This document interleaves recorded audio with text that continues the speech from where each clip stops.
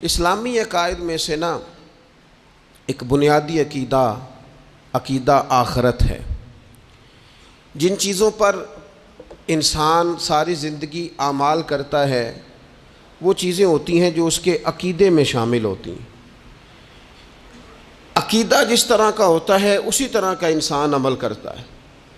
جو اس کی سوچیں ہوتی ہیں، جو افکار ہوتے ہیں، اسی طرح اپنے شب و روز گزارتا ہے۔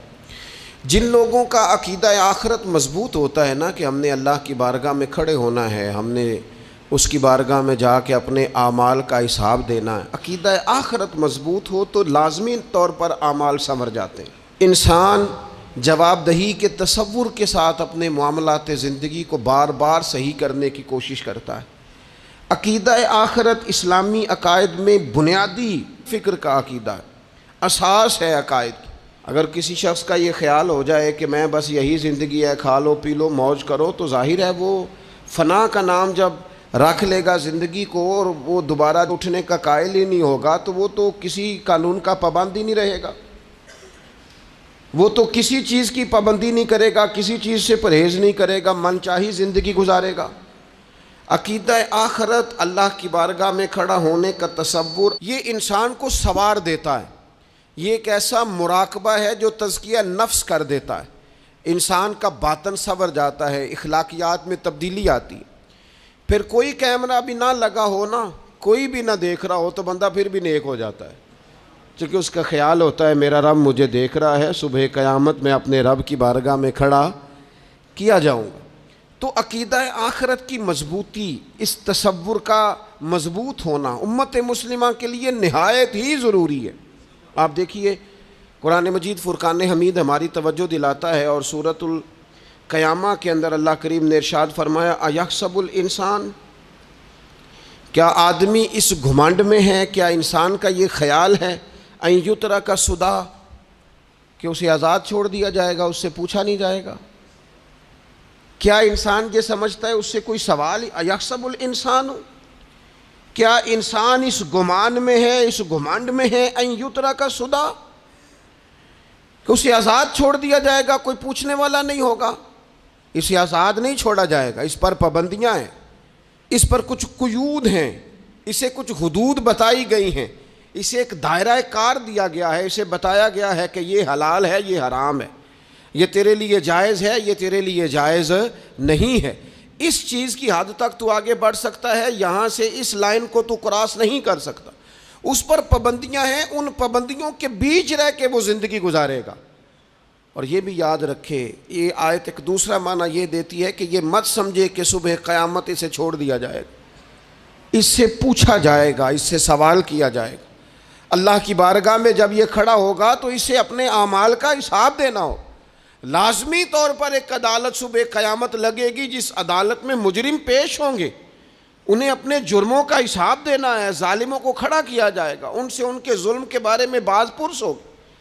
تو لازمی طور پر عقیدہ آخرت کی مضبوطی انسان کو مضبوط کرتی، اس کے اعمال پر پیرے بیٹھ جاتے ہیں، وہ پھونک پھونک کر قدم رکھتا ہے، سوچ کر جملے بولتا ہے، وہ کوئی بھی معاملہ کرتا ہے تو اس میں اس کا خیال ہوتا ہے کہ میں نے دنیا سے چلے جانا ہے، میرے پاس پتہ نہیں کتنا وقت بچا ہے، لہٰذا مجھے آخرت میں پیش ہونا ہے، اپنے معاملات کی آسانی کے لیے، وہاں کی آسانی کے لیے میں یہاں تھوڑا سوچ سمجھ کے چلوں۔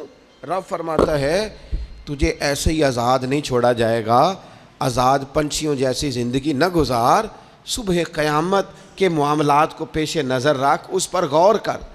یہ تصور گھر کے باہر بھی پورا مضبوط ہونا چاہیے اور گھر کے اندر بھی پورا مضبوط ہونا چاہیے۔ انسان اپنے مالک سے ڈرے اور قیامت کے دن اس کی بارگاہ میں حاضری کا یقین رکھے، اور وہ یاد رکھے کہ یہاں جو کچھ، وہ دیکھیں نا، بچوں کو استاد پڑھاتا ہے، محنت کراتا ہے، اگر بچے نہیں پڑھتے تو ڈانٹتا بھی ہے، سمجھاتا بھی ہے، قائل بھی کرتا ہے، اور جب وہ آخری بات کرتا ہے تو پھر وہ پتہ کیا کہتا ہے؟ چلو ٹھیک ہے، اگر نہ پڑھو گے تو امتحان تو آنا ہی ہے نا، رزلٹ تو آنا ہے، پیپر میں بیٹھو گے نہیں آئے گا، فیل ہو جاؤ گے۔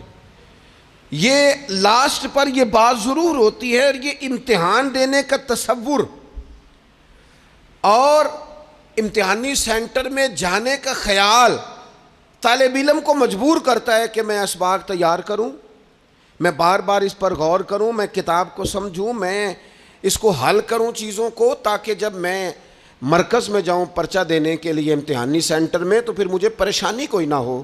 بس سمجھانے کے لیے بات عرض ہے کہ یہاں لوگوں کو بتایا جاتا ہے، قائل کیا جاتا ہے یہ حلال ہے، یہ حرام ہے، یہ تیرے لیے ٹھیک نہیں ہے، یہ تیری حدود ہیں، یہ تیرے قیود ہیں، یہ تیرا دائرہ کار ہے۔ لیکن اگر پھر بھی کوئی بندہ باز نہ آئے، پھر بھی کوئی شخص باز نہ آئے، تو پھر اس کو کہا جائے گا صبح قیامت اللہ خود حساب لے لے گا، پھر تجھے مالک اپنے سامنے کھڑا کرے گا، ثم لتسألن یومئذ عن النعیم، پھر وہ تجھ سے ایک ایک نعمت کے بارے میں سوال کر لے گا، پھر تجھے جواب دینا ہوگا۔ تو اس تصور کو اپنی زندگی میں لاگو کریں کہ ہم نے مرنا ہے، اللہ کی بارگاہ میں جان، اس تصور کو پوری طور پر طاری کریں اپنے ذہنوں میں۔ یہ جو رسمی سی بات ہے نا، پتہ نہیں کب چلے جانا ہے، جو جانے والے ہوتے ہیں ان کی کوئی تیاری بھی ہوتی ہے، جن کو پتہ ہوتا ہے نا وہ رمضان المبارک میں نا کئی دفعہ ایسا ہوتا ہے کہ ٹکٹیں نہیں مل رہی ہوتی ہیں اور عمرے کے ویزے لگ چکے ہوتے ہیں، تو ایجنٹ کہہ دیتے ہیں جانے والوں کو کہ تیاری رکھنا، کسی وقت بھی میرا فون آ جائے گا۔ تو لوگوں نے بیگ باندھ لیے ہوتے ہیں، سامان تیار کر لیا ہوتا ہے، سارے انتظامات کر کے رکھے، کیوں کہ پتہ نہیں کس وقت بلاوا آ جائے گا۔ تو روز کہتا ہے پتہ نہیں اللہ کی جانب سے کس وقت بلاوا آ جائے گا۔ پھر اپنی تیاری بھی تو یار کچھ بتانا، میں بھی بتاؤں آپ بھی بتائیں، پھر ہم اپنے آپ سے یہ بھی تو سوال کریں نا کہ جہاں اچانک جانا پڑے اس کے لیے تیاری ہوتی ہے، ہماری تیاری کیا ہے؟ اگر اچانک جانے پڑے اس کی بارگاہ میں کیا تیاری؟ روز دیکھ رہے ہیں نا، کچھ لوگ روڈ پہ چڑھے تھے پہنچ نہیں سکے، ہاسپٹل گئے تھے پہنچ نہیں سکے، کچھ لوگ کسی فیلڈ میں کام کر رہے تھے ڈگری نہیں مل سکی، جا ہی نہیں سکے، وقت آ گیا۔ تو اگر وہ ٹائم آ جاتا ہے اس کی بارگاہ میں حاضر ہونا پڑ جاتا ہے، تیاری کیا ہے؟ نبی پاک علیہ الصلوۃ والسلام گھر کے اندر اپنے گھر والوں کی تربیت کے لیے اور تعلیم امت کے لیے ایک دعا مانگتے تھے۔ حضرت عائشہ صدیقہ کہتی ہیں حضور دعا مانگتے تھے، مشکات میں موجود ہے۔ کیا دعا تھی؟ اللہم حاسبنی حسابا یسیرا، اے اللہ ذرا حساب آسان کر کے لینا۔ یہ حضور تعلیم امت کے لیے دعا مانگتے، اللہ حساب ذرا آسان کر کے لیجیے، مالک کرم فرمانا۔ تو حضرت عائشہ صدیقہ رضی اللہ تعالیٰ عنہ ارشاد فرماتی ہے، میں نے عرض کیا یا رسول اللہ صلی اللہ تعالیٰ علیہ وسلم یہ آسان حساب کا کیا مطلب ہے؟ تو حضور فرمانے لگے عائشہ آسان حساب کا مطلب یہ ہے کہ رب کریم بندے کے نامہ اعمال پر نظر ڈالے گا اور پھر اللہ تبارک و تعالیٰ اس سے درگزر فرما دے گا۔ یہ آسان حساب ہے، پتہ مالک کو ہے اس نے کیا کیا ہے، پر کریم ہے نا۔ عدل کریں تے تھر تھر کمبن، اچیاں شاناں والے تے جے فضل کریں تے پھر بخشے جامن میرے جے منہ کالے، نظر کرے گا پھر معاف فرما دے گا۔ اور حضور فرماتے عائشہ یاد رکھو جس سے اس نے حساب لیا وہ پھر بڑی مشکل میں آ جائے گا، اس کے لیے مشکل ہو۔ اللہم حاسبنی حسابا یسیرا، اے اللہ تو حساب ذرا آسان کر کے لینا، ذرا آسان کر کے۔ یہ تعلیم امت کے لیے کہ امت کے دل میں خیال پیدا ہو کہ حساب دینا ہے، تو نے حساب دینا ہے، تو نے اپنے مال کا حساب دینا ہے، تو نے اپنے لفظوں کا حساب دینا ہے، تو نے معاملات کا حساب دینا ہے۔ تو جس کرسی پہ بیٹھا ہے، تو کلرک ہے یا صدر ہے، تو نے اپنی اس نشست کا حساب دینا۔ تو استاد ہے یا پیر طریقت ہے، تو مؤذن ہے یا خطیب ہے، تو جو بھی ہے تو نے حساب دینا ہے۔ تجھے تیرے منصب کے بارے میں پوچھا جائے گا، تجھے تیرے عہدے کے بارے میں پوچھا جائے گا، تجھے اپنی ذمہ داریوں کے بارے میں حساب دینا، اللہ کی بارگاہ میں تمہیں جا کے بتانا ہے کہ تم نے کیا اعمال کی۔ اس تصور کو پکا کریں اپنی۔ یہ تصور کتنا کو پکا ہونا چاہیے، دنیا کیا ہے اور آخرت کیا ہے۔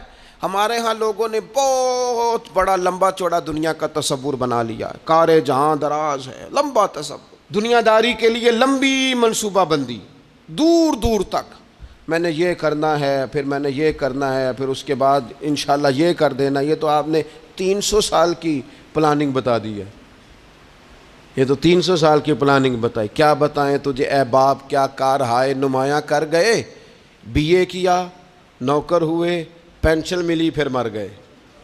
زندگی تو اتنی سی ہے, اتنی لمبی منصوبہ بندی, اس میں آخرت کہاں ہے؟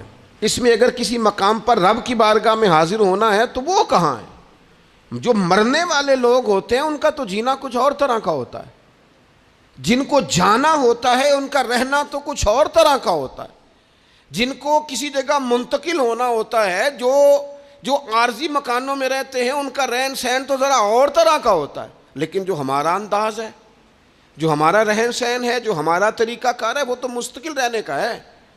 وہ تو لگتا ہے کہ کبھی چھوڑنے والے نہیں ہیں. اس میں تو کوئی ایسی چیز نظر نہیں آتی کہ جس میں ہم محسوس کریں کہ ہم نے چھوڑ کے جانا ہے. لیکن نبی پاک علیہ السلام نے جس دنیا کو ہم بہت بڑی دنیا سمجھتے ہیں, حضور نے اس کی مثال کیا دی؟ صحیح مسلم کی حدیث ہے. دیکھیں کتنا کھول کر اور کتنا آسان کر کے رسول پاک ہمیں بات سمجھاتے ہیں. دنیا کیا ہے, آخرت کیا ہے, یہ والی زندگی کیا ہے, آخرت کی زندگی کیا, بالکل کھول کر واضح کر کے نبی پاک علیہ الصلوۃ والسلام فرمانے لگے دنیا اور آخرت کی مثال اس طرح ہے جس طرح دریا بہ رہا ہو اور کوئی آدمی اس میں انگلی ڈبوئے, جتنا پانی اس کی انگلی کو لگ گیا یہ دنیا ہے, اور جو باقی ٹھاٹھے مارتا دریا پیچھے ہے, سمندر پیچھے ہے, وہ سارا آخرت ہے. یہ اتنی سی دنیا ہے, یہ صحیح مسلم میں موجود ہے. اتنی سی دنیا کے لیے اتنے پاپڑ بیلنا, اتنی سی دنیا کے لیے اتنے ظلم کرنا, اتنی سی دنیا کے لیے اتنے حق ضائع کرنا, اتنی سی دنیا کے لیے اتنے لوگوں کے دل توڑنا, اتنے حقوق پہ ڈھاکہ ڈالنا, اتنا جبر کرنا, لوگوں کا مال کھانا, لوگوں کو تکلیف دینا, عزتیں اچھالنا, اتنی سی دنیا کے لیے. حضور فرمانے لگے اتنی سی ہے یہ دنیا, جتنا انگلی کو پانی لگ گیا ہے وہ جنت, جو نری جنت نہیں, خدا کا فضل ہے, جو اللہ کی عطا ہے اپنے بندوں کے لیے. میرے کریم فرمانے لگے اس جنت میں وہ نعمتیں ہیں نہ کسی آنکھ نے دیکھی, نہ کسی کان نے سنی, نہ تمہارے دل پر کبھی خیال ہی گزرا ہوگا کہ ہمارا رب ہمیں یہ جی عطا فرمانے والا ہے. تھوڑا سا نا 24 گھنٹوں میں کچھ ٹائم اپنی آخرت کے لیے, اپنے سارے معاملات کو مرتب کرتے ہوئے کچھ زندگی کے کام اپنی آخرت کے لیے. آپ یقین کریں بچوں سے لے کر بڑوں تک, ان پڑھ سے لے کر پڑھے لکھے تک, ہم نے جس کو اپنے مزاج کے مطابق کم فہم سمجھا اس سے لے کر دانشور تک دوڑ لگ گئی دنیا جمع کرنے کی. وہ ایک سوچ حضرت سلطان باہو رحمۃ اللہ علیہ فرمانے لگے, ہزاروں لوگ ان کی خدمت میں آیا کرتے تھے تو کہتے ہیں رب دا طالب کوئی نہیں ملیا, اتے جو ملیا ہے طالب زردہ ہو. یہ تو دعا کرانے آئے ہیں کہ میرا کاروبار نہیں چلتا, یہ تو دعا کرانے آئے ہیں کہ جناب وہ میرا جو ہے وہ فلانا کیس سلجھ گیا. رب دا طالب کوئی نہ ملے. کوئی ایسا تو آتا جو کہتا میری اس سے ملاقات کرا دے, کوئی طریقہ بتائیں مالک معرفت کیسے دیتا ہے. کوئی تو ایسا آتا جو کہتا کہ آؤ نہ کچھ باتیں درد کی کریں, کچھ عشق رسول کی تم کرو, کچھ محبت مصطفیٰ کی میں کروں. کچھ ایسے آتے جو کہتے آؤ نہ کوئی ذکر چھیڑے صدیق اکبر کا, کوئی بات کریں سیدنا فاروق اعظم کی, کچھ تذکرے ہو جائیں عثمان غنی کے, تھوڑی دیر ہو نہ جائے مولا علی کا تذکرہ. کچھ لوگ ہوتے نا ایسے جو اس طرح کے ہوتے, لیکن وہ ہر وقت دنیا داری, ہر وقت. اچھا کہیں اکتاتے بھی ہیں نا, تھک گئے کاروبار کر کر کے, کہیں اکتاتے بھی ہیں تو کرتے کیا ہیں, سیر کرنے چلے جاتے ہیں. میں جی بور ہو گیا ہوں کام کرتے کرتے, چلو میں اب ٹھنڈے علاقے میں چلتا ہوں. کبھی تو ایسا ہونا تو کہے میں نے بچوں کو بھی وقت دیا ہے, دوستوں کو بھی دیا ہے, یاروں کو بھی دیا ہے, صحت کو بھی دیا ہے, میں نے ٹائم اپنے شوق کو بھی دیا ہے, اب میں کسی کو ٹائم نہیں دوں گا, یہ چند گھنٹے میں صرف رب رسول کی بارگاہ میں حاضری دوں گا. تو ذرا جم کے قرآن پاک پڑھے, تو ذرا ذوق سے درود پاک پڑھے, تو ذرا شوق سے میرے محبوب کی نعت سنے, تو سارا زمانہ بھول جائے اور تو رج رج کے دعا مانگے اپنے رب کی بارگاہ میں, اپنی پریشانیاں عرض کرے, اپنے اندر کی کیفیت بیان کرے. دل جو سخت ہو گیا ہے, ذہن جو سخت ہو گیا ہے, جو طبیعت میں وہ نورانیت نہیں آ رہی, اس کی تو بات کرے. تو اپنے رب کی بارگاہ میں معافی کا سوال کرے، تو اس سے قیامت کے دن درگزر کرنے کے لیے عرض کرے، کچھ تو ایسا ٹائم نکلے۔ لیکن دوستو، ہم تو بالکل الجھتے ہی جا رہے ہیں۔ وہ معاملات زندگی ہیں کہ ختم ہی نہیں ہو رہے، شوق ہیں کہ ختم ہی نہیں ہو رہے، باتیں ہیں کہ بڑھتی چلی جا رہی ہیں۔ دور گزر گیا جب لوگ کہتے تھے کہ کوئی درود پاک بتائیں جس سے سرکار راضی ہو۔ ایک کی مسئلہ ہے، کام نہیں چلتا۔ ایک صاحب آئے، کام نہیں چلتا۔ میں نے کہا سورہ واقعہ پڑھا کریں۔ کہتے ہیں حضرت میں بڑی دیر سے پڑھ رہا ہوں۔ میں نے کہا چلیں کچھ صدقات دے کے دیکھ لیں۔ کہنے لگے بڑی دیر سے دے رہا ہوں۔ میں نے انہیں ایک اور وظیفہ بتایا، کہنے لگے یہ بھی مجھے کسی نے بتایا تھا، بڑی دیر سے کر رہا ہوں۔ تو میں نے انہیں کہا پھر میری ایک ناقص رائے یہ ہے کہ سارا کچھ کرنے کے بعد اگر ابھی تک پھر بھی آپ سمجھ رہے ہیں نا آپ کی مرضی کے مطابق آپ پر دروازے نہیں کھل رہے، پھر آپ صبر کریں۔ جو میرا رب چاہتا ہو اس پہ راضی رہ کے دیکھیں، پھر ذرا راضی رہ کے دیکھیں، پھر دیکھیں کہ مالک کا فیصلہ کیا ہے۔ وہ آپ کے حق میں کوئی رحمت والا فیصلہ ہی فرمائے گا، پھر ذرا انتظار کر کے دیکھیں، پھر ذرا صبر کر کے دیکھیں۔ پھر وہ کہتا وَبَشِّرِ الصَّابِرِينَ، محبوب یہ جنہوں نے صبر کیا ہے انہیں میری رحمت کی خوشخبری سنا دو۔ پھر وہ کہتا ہے باقیوں کے پاس مال ہوگا، دولت ہوگی، اقتدار ہوگا، بڑا کچھ ہوگا، ان اللہ مع الصابرین، صبر کرنے والوں کے ساتھ رب کریم ہوگا۔ پھر ذرا ٹھہر ہی جائیں، پھر تھوڑا حوصلہ ہی کر لیں، پھر اس کے فیصلے کا ذرا انتظار کر کے دیکھیں۔ ہم نہ من چاہیے زندگی کے پیچھے پریشان ہیں اپنی آخرت کے، اور آخرت کرتی کیا ہے؟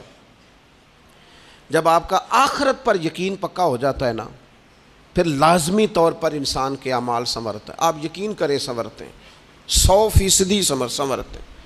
آپ آخرت پر جتنا یقین، حضرت عمر کا آخرت پر یقین پکا تھا نا، دنیا میں مکان ہی کوئی نہیں بنایا، پکا تھا۔ سیدنا مولا علی شیر خدا امیر المومنین بھی ہو گئے تو طامت پھر بھی پھٹی ہوئی تھی، پکا یقین تھا نا کہ اللہ نے ہمارے لیے آگے بڑی نعمتیں تیار کی ہوئی ہیں۔ حضور نے آ کے فرمایا تھا نا کہ عمر میں تیرا گھر دیکھ آیا ہوں جنت میں، یقین پکا تھا نا بڑا کچھ ملنے والا ہے۔ تو جن لوگوں کا پکا ہونا کہ میرا دیس میں گھر ہے، وہ پردیس میں بلڈنگیں نہیں بنایا کرتے، ان کو پتا تھا کہ ہمارے دیس میں گھر بنے ہوئے ہیں، لہٰذا یہاں وہ کسی پریشانی کا شکار۔ اور دوسرا، جب بندے کا آخرت پر یقین پکا ہو جاتا ہے نا، ایک بات آپ نے ضرور ذہن میں رکھنی ہے۔ ہمارے محدثین نے لکھا ہے جس بندے کا صرف دنیا داری میں جینے کا مزاج ہو جاتا ہے نا، وہ بزدل ہو جاتا ہے، اور جس کا خیال ہوتا ہے نا زندگی عارضی ہے، صبح قیامت دوبارہ اٹھوں گا، وہ بندہ بہادر ہو جاتا ہے۔ جس کا خیال ہے نا یہی کچھ ہے، کھا لو پی لو بس، یہ زندگی ختم ہو گئی تو ختم ہو گئی، مر گئے تو مر گئے، ختم ہو گئے، فنا ہو گئے، ان لوگوں کا مزاج بزدلانہ ہو جاتا ہے، جرت مند نہیں رہتے۔ اور جن کا یہ خیال ہوتا ہے نا مرنے کے بعد بھی اٹھنا ہے، ایک نئی زندگی اللہ عطا کرے گا، وہ لوگ پھر موت سے گھبراتے نہیں، انہیں مرنے سے ڈر نہیں لگتا۔ پھر موت کا لفظ کوئی بندہ سنا کہ انہیں بلیک میل نہیں کر سکتا، وہ بندے طاقتور ہو جاتے ہیں، باہمت ہو جاتے ہیں۔ حضرت جابر بن عبداللہ فرماتے ہیں، بخاری میں حدیث ہے، فرماتے ہیں ایک احد والے دن ایک صحابی کھجور کھا رہے تھے، تو کھجور کھاتے کھاتے انہوں نے نبی پاک صلی اللہ تعالیٰ علیہ وسلم کی خدمت میں عرض کی، حضور اگر میں آج شہید ہو جاؤں تو کہاں جاؤں گا؟ تو محبوب فرمانے لگے میرا رب اپنے فضل سے تجھے جنت عطا کرے گا۔ حضرت جابر ابن عبداللہ رضی اللہ تعالیٰ عنہ فرماتے ہیں اس بندے نے کیا کیا، اس نے نا کھجور جتنی کھا لی تھی کھا لی، باقی نکال دی منہ سے، تلوار لی، میدان میں گئے، شہید ہو گئے۔ سبق ہمیں کیا دیا؟ کہنے لگے جب مرتے ہی اللہ تعالیٰ جنت عطا کرے گا، پھر کھجور کھاتے کھاتے رہنے والی دیر بھی کیوں کرنی ہے؟ پھر چھوڑو، جنت میں جا کے اللہ کے دیے ہوئے انعام کھائیں گے۔ کھجور کھانے کی بھی دیر برداشت نہیں کی۔ یہ آخرت کا اجر، آخرت میں رب کی بارگاہ میں کھڑے ہونے کا تصور بندے کو طاقتور کر دیتا۔ وہ بزدل، اقبال کیا کہتے ہیں؟ اقبال کہتے ہیں موت کو سمجھے ہیں غافل اختتام میں زندگی، یہ ہے شام میں زندگی، پھر صبح دوام میں زندگی۔ اور حضرت بلے شاہ بھی بول پڑے، وہ کہنے لگے عرش فرشتے بانگاں ملیاں مکے پہ گیا شور، بلے شاہ آسان نہیں مرنا، یہ تے مر گیا ہی کوئی ہور، یہ تو کسی اور۔ پھر ایک اور درویش بولے، وہ کہنے لگے وارث شاہ او کدو مر دے، وارث شاہ او کدو مردے جنہ کیتیاں نیک کمائیاں نے، وہ تو اللہ کی بارگاہ میں انعام پاتے ہیں. ایک پل ہے موت، اس پل سے گزرتے ہیں، پھر رب کا فضل انہیں ملتا ہے. میں کئی دفعہ کہہ چکا ہوں، پھر کہتا ہوں، یہ جب بہت ٹینشن بن گئی نا، ڈپریشن بہت بڑھ گیا، کووڈ-19 کے دن تھے، کرونا کے، تو مجھے ایک سرکاری ادارے میں بلایا گیا جہاں اس عملے کو میں نے گفتگو کرنی تھی، اس عملے سے جو مریضوں کو دیکھ رہا تھا. کہنے لگے، مجھے وہاں کے جو ہیڈ تھے کہنے لگے پیر صاحب بڑا ڈپریشن بڑا ہے، لوگ ڈر رہے ہیں. وقتی طور پہ خوف بھی بڑا تھا. تو میں نے ایک صاحب سے وہاں کہا کہ اتنا خوف کس بات کا؟ کہنے لگے جی مجھے تو زیادہ ہجوم آ جائے تو میرا سانس نہیں نکلتا، تو قبر میں تو کھڑکی کوئی نہیں، تو تصور سوچ سوچ کے میں ڈرتا ہوں. تو میں نے کہا ڈاکٹر صاحب، ماں کے پیٹ میں جو رب آکسیجن دیتا ہے وہ قبر میں بھی دے گا. تو انہوں نے آپ کی طرح سبحان اللہ نہیں کی، کیونکہ وہ ڈاکٹر صاحب تھے نا. سیانے بندے کو سمجھانا بھی کافی سیانے بندے کا کام ہے، وہ زیادہ سیانے تھے.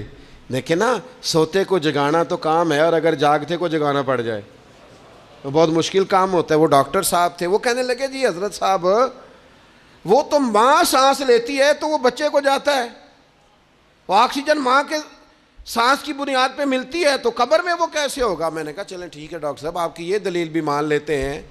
وہ جو انڈے سے بچہ نکلتا ہے، وہ چاروں جانب کوئی سوراخ ہوتا ہے؟ ڈاکٹر صاحب نے قلم چھوڑ دیا، رکھ دیا. میں نے کہا چلو یہ بھی بتاؤ زندہ ہی نکلتا ہے؟ کہنے لگے بالکل. تو میں نے کہا سونا بھی نکلتا ہے؟ کہنے لگے بڑا ہی پیارا ہوتا ہے. میں نے کہا انشاءاللہ جب ہم قبروں سے نکلیں گے، مصطفیٰ کا صدقہ، یوم نحشر المتقین الی الرحمن وفدا، رب کہتا ہے تم جب نکلو گے نا قبروں سے، متقی مومن جب نکلیں گے تو رب کی بارگاہ میں مہمان بنا کر پیش کیے جائیں گے. اے رب دے پرونے ہون گے قیامت میں، وہ مہمان بنا کر پیش کیے جائیں گے اللہ کی بارگاہ، مہمان بنا کر. دوستو، قبر صرف دوزخ کا گڑھا نہیں ہے، دوزخ کا گڑھا بھی، لیکن اس کے لیے جس نے دنیا میں رہ کے صرف دنیا کٹھی کی، آخرت کے لیے جمع کچھ نہیں کیا، اور جس نے یہاں رہ کے وہاں کے لیے کوشش کی، صبح سے شام تک ڈرا کہیں میرا رب ناراض نہ ہو جائے، کہیں حضور کی بتائی ہوئی حدیں معاذ اللہ مجھ سے کراس نہ ہو جائے. جس نے محتاج زندگی گزاری، اس کی قبر گڑھا نہیں، کھڈا نہیں، بلکہ حضور فرماتے ہیں روضۃ من ریاض الجنہ، اس کی قبر تو باغ ہے، باغ. ایک منٹ کے لیے صرف سوچنا، بندہ فوت اور سیدھا اسے باغ میں چھوڑا ہے کوئی، باغ ہے قبر، باغ. اور باغ بھی معمولی نہیں، معمولی کیاری نہیں، روضۃ من ریاض الجنہ، جنت کے باغوں میں سے باغ. اور باغ اتنا سونا ہے جس میں آنکھ کھلے گی تو پہلی زیارت ہی مدینے والے رسول کی نصیب ہوگی. تو خوف آتا ہے وہاں جاتے ہوئے. پہلے بھی میں نے کہا تھا، پھر کہتا ہوں، او مرحوم آسی نے کہا تھا، آج پھولے نہ سمائیں گے کفن میں آسی، او قبر کی رات ہے ان سے ملاقات کی رات. آج تو ملاقات. تو یہ جو عقیدہ آخرت ہے یہ انسان کو بزدل نہیں کرتا، بہادر کر دیتا ہے. جو لوگ عقیدہ آخرت نہیں رکھتے بزدل ہو جاتے ہیں، اور لازمی طور پر بزدل ہو جاتے ہیں. اسی طرح یہ جو عقیدہ آخرت ہے یہ صبر و تحمل پیدا کرتا ہے انسانی زندگی میں، ٹھہراؤ پیدا کرتا ہے. انسان محسوس کرتا ہے کہ کل دنیا یہ نہیں، آگے بھی اللہ بڑا کچھ عطا فرمانے والا ہے. اس کے مزاج کے اندر تحمل، بردباری، سکون رہتا ہے.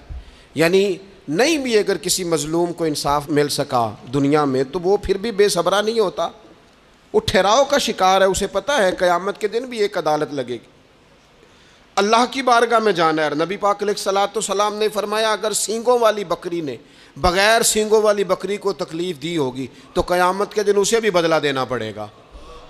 تو یہ تحمل پیدا کرتا ہے، انسان کو ایک حوصلہ ہوتا ہے کہ ساری عدالتیں یہاں نہیں، قیامت میں بھی لگنی.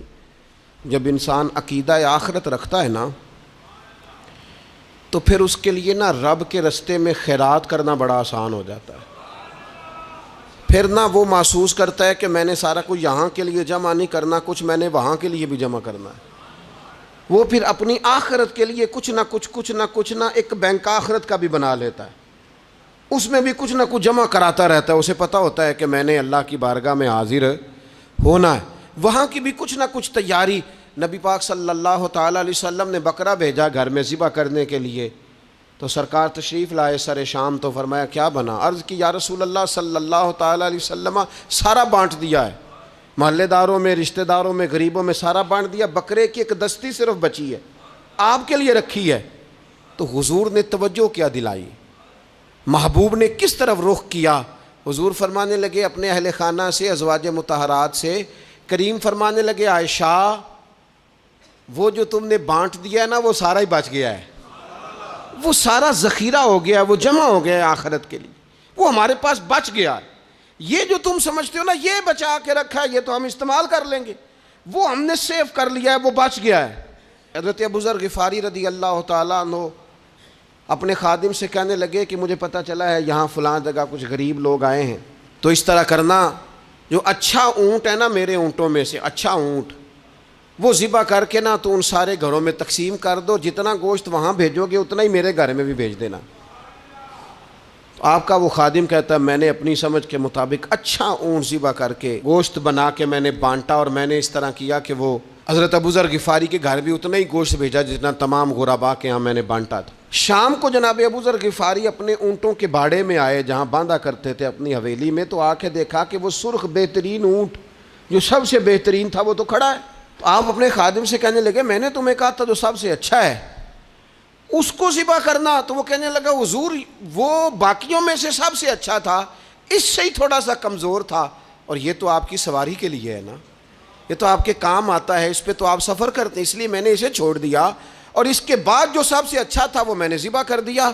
تو حضرت ابو ذر غفاری فرمانے لگے تو شاید سمجھا نہیں، میں اسے بھی سواری کے لیے رکھنا چاہتا تھا پر اپنی آخرت کی سواری کے لیے، میرا دل تھا وہ جو آخرت میں سفر کرنا ہے نا، دشوار گزار گھاٹیاں ہیں، ان گھاٹیوں کے لیے وہ اونٹ میرے کام آ جائے گا، لہذا میں نے تجھے کہا تھا جو سب سے بہتر ہو وہ دے دینا تاکہ ذرا میری آخرت کی سواری بن جائے، تاکہ میں ذخیرہ کر لوں۔ بڑا دیا بال بچوں کو، بڑا دیا بہن بھائیوں کو، بڑا دیا دوست احباب کو، بڑے قرضے دیے ادھر ادھر، لیکن ساری زندگی دیے، ایک موقع پر صرف آپ نے کسی کو انکار کیا نہ، ایک موقع پر، تو وہ پچھلے جو 99 دفعہ آپ نے دیا ہوتا ہے وہ اس کا بھی منکر ہو جاتا ہے، وہ کہتا ہے تو نے کدی کام تے کام ہی نہیں آیا، وہ تو نے تو میری امید ہی توڑ دی، وہ سارے شکوے ساری زندگی کہاں خرچ کر دی بلا، کس مقام پر۔ اور یہاں حال یہ ہے کہ حضور فرماتے ہیں جب تو صدقہ دیتا ہے تو رب اسے اپنے دستے قدرت میں لیتا ہے، اور اس طرح تمہارے صدقے کو پالتا ہے جس طرح تم اپنے گھر میں بچھڑا نہیں پالتے، اس طرح صبح قیامت تمہیں وہ نتیجے کے طور پر پلا ہوا صدقہ ملے گا۔ ہم اپنی آخرت کو چونکہ اس لیول پر یقین نہیں لاتے الا ماشاءاللہ، لہٰذا اس کی تیاری کے لیے ذخیرہ نہیں کرتے، اپنی آخرت کی تیاری کے لیے ذخیرہ کریں اور کوشش کریں کہ اور یہ عقیدہ اپنی اولادوں میں، اپنے متعلقین میں، اپنے احباب میں اس کو راسخ کریں، کوئی نہ کوئی بات عقیدہ آخرت کی، قیامت کی ضرور اس کا تذکرہ کریں، ان باتوں کو اپنی زندگی کا حصہ بنائیں۔ اگر عقیدہ آخرت نہ ہو تو دنیا کی ساری چیزیں ویسے ہی لوگوں کو عجیب لگنے لگ جائیں، اگر کوئی قیامت ہی قائم نہ ہو تو مظلوم رہ گیا، ظالم نے تو پھر ظلم ہی کمایا، وہ تو پھر دندناتا پھرے گا۔ تو رب کہتا ہے اَيَحْسَبُ الْإِنسَانُ أَن يُتْرَكَ سُدًى، کیا انسان سمجھتا ہے کہ اسے یوں ہی چھوڑ دیا جائے گا، کوئی اسے آزاد ہی چھوڑ دیا جائے گا، کچھ پوچھا ہی نہیں جائے گا؟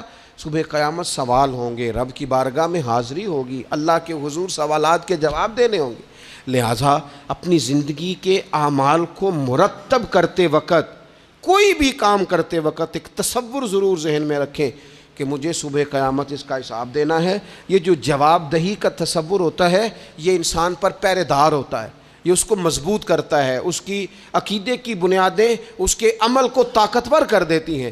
لہٰذا عقیدہ آخرت اپنے بچوں میں، آنے والی نسلوں میں، آپ دیکھیں حضور نے یہ عقیدہ آخرت مضبوط کر دیا تھا نا، تو پھر سیدہ فاطمہ الزہرا نے کچے مکان میں ساری زندگی گزار دی، پھر محبوب پاک نے دیکھا کہ وہ اونٹ کے بالوں کی بنی ہوئی چادر اوڑھ کے چکی پیس رہی ہیں، تو محبوب نے یہ نہیں فرمایا کہ اللہ آسانی کر دے گا، اچھا وقت آ جائے گا تو فکر نہ کرنا یہ مشکل، نہ محبوب کریم نے فرمایا فاطمہ دنیا میں تھوڑی مشقت برداشت کرو، اللہ آخرت کی ساری سعادتیں آپ کو ہی عطا فرمائے گا۔ گویا کریم نے فرمایا آپ کو یوں ہی زندگی گزارنی ہے، یہی طرز رکھنی ہے، اسی طرح ہی آپ کو وقت گزارنا ہے۔ جو آرام کا وقت ہے وہ اللہ تعالیٰ جنت میں عطا کرے گا۔ عقیدہ آخرت کی مضبوطی تھوڑا سا، ہمارے ایک بڑے قریبی دوست تھے، بڑا میرا ان سے پیار تھا، 34.5 سال عمر، خود ہارٹ اسپیشلسٹ ڈاکٹر، لیکن یہ پچھلے ہفتے وہ مریضوں کو چیک کر کے نیچے آ کے دفتر میں بیٹھے ہیں۔ ایک تو لوگ کہتے ہیں نا ہسپتال پہنچ جاتا تو شاید بچ جاتا، تو ہاسپٹل کے اندر ہی تھے، اور ابھی چڑھتی جوانی، 34-35 سال عمر۔ لیکن کمال یہ تھا کہ میرے جیسے کئی لوگوں نے بھی آنسو اس لیے بہائے کہ اتنی چڑھتی جوانی میں اتنے خوبصورت ماحول کے اندر بھی انہوں نے مزاج خیر خواہی کا بنایا ہوا تھا، ہر شخص سے حسن کلام اور رب رسول کی طرف اپنا لگاؤ، نماز کی پابندی، جب بھی حال پوچھنا تو کہتے تھے اللہ اور اس کے رسول کا فضل ہے۔ تو اپنی زندگی میں جن لوگوں کا تصور آخرت مضبوط ہو جاتا ہے وہ کئی دفعہ جلدی بھی سمٹ کر چلے جائیں تو ان کے حق میں رحمت والے فیصلے ہوتے ہیں۔ اللہ تعالی ہمیں سمجھنے کی توفیق عطا کرے۔